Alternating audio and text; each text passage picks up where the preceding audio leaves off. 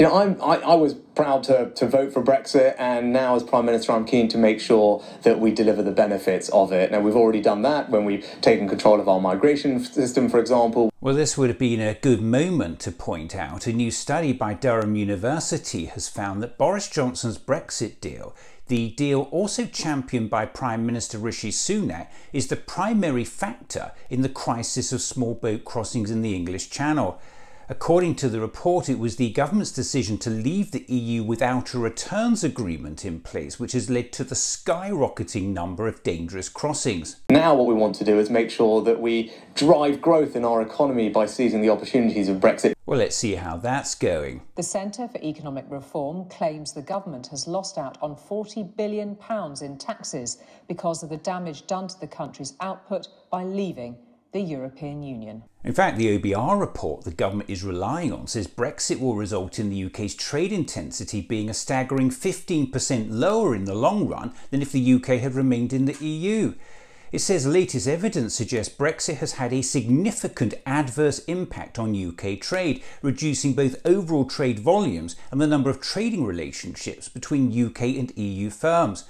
And the hard Brexit championed by the Prime Minister is contributing to UK trade performance falling to its worst level on record. In fact, 6 years on from the UK's decision to leave the European Union, Brexit is still proving the biggest headache for British businesses, ranking even higher than Russia's war in Ukraine, COVID or rising energy costs. And the news doesn't get better. We see the UK pretty close to the bottom of the league table in terms of the forecast for economic growth, particularly in 2023. So the UK essentially sees no growth at all, and the only country that was worse than the UK was sanctioned Russia. And of course the UK has uniquely suffered and continues to suffer the damage of Brexit.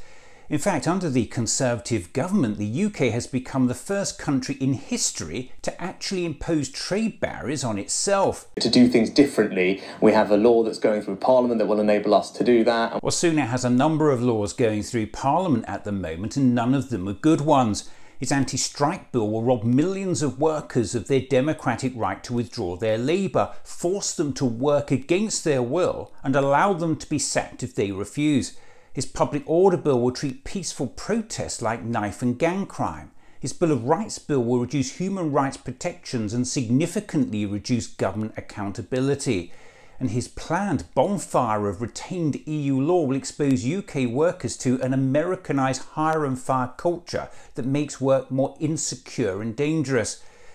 His plan to deliberately smash up decades of settled legal principles and case law could leave UK workers in an employment law wasteland. This is what I'm talking about, what the government is doing, and that's making sure that we capitalise on the benefits of Brexit. Trade deals that we're signing all around the world. Well, let's take a look at how that's going. We've secured new trade deals with over 70 countries since 2016. That's over £800 billion worth of new global trade, the Conservative Party has triumphantly tweeted. This tweet, shared by members of the government, has been slammed by the official statistics watchdog. Most of these deals were simply rolled over from existing EU agreements following Brexit. The figure refers to the total value of trade between the UK and countries it has agreed trade deals with, not the value that they add. So saying these trade deals are worth over £800 billion in new global trade is just complete bollocks. Yes, we've done some new trade deals, for instance with Australia, and on that listen to former Environment Secretary George Eustace addressing the House of Commons on November 14th.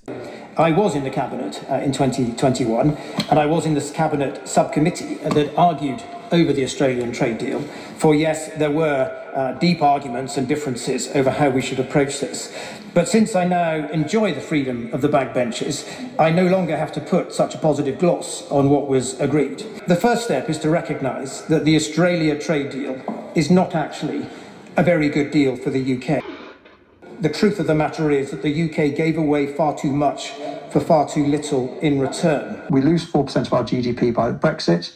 We gain 0.08% by the government's own estimate through this trade deal with Australia. And then there's the trade deal with New Zealand. British farmers have reacted with shock to the terms of a new free trade deal with New Zealand. The deal will see Kiwi meat imported without tariffs, and farmers in the UK say they get nothing in return. A world away from rejoicing Kiwi farmers, their welly-wearing counterparts feel as though they are the sacrificial lambs of the free trade deal. We're not competing on a level playing field. It's us surrendering to you, New Zealanders, and giving you a great deal, and we're getting nothing out of it. You may need to sit down for this next bit. New pork markets, the government's trade minister has excitedly tweeted. Great news for British farmers who can now sell pork to South Korea. We've removed a barrier which blocked exports of products such as bacon and pork sausages and could be worth up to £1 million over 5 years. Which kind of takes us back to this. The Centre for Economic Reform claims the government has lost out on £40 billion in taxes because of the damage done to the country's output by leaving the European Union. Those are just a few of the things that we can do differently because of Brexit, and we're going to keep delivering those benefits for the British people.